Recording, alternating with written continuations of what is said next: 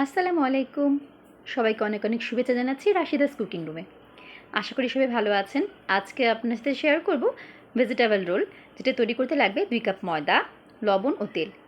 এগুলো ভালোভাবে মিশিয়ে আমি অল্প করে পানি দিয়ে এটাকে মেখে নিব। ভালোভাবে মেখে আস্তে আস্তে করে একটা ডো বানিয়ে নেব। ডোটা আমি হালকা তেলে মাখিয়ে 10 মিনিটের জন্য রেখে দিব।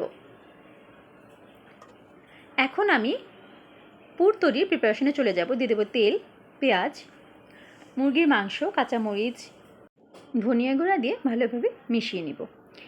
এখন ভালোভাবে আঁচড়ে দিয়ে দিব গাজর কুচি, বরবটি কুচি এবং বাঁধাকপি কুচি, এবং দিয়ে দিব নুডলসের মশলা, ডিম ভাজা এবং সেদ্ধ নুডলস।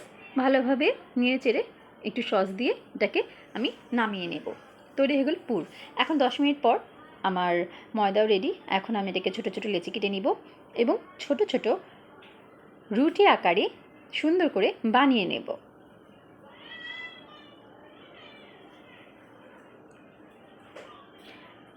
ভালোভাবে রুটিগুলো বানিয়ে আমি একসাথে করে নিব।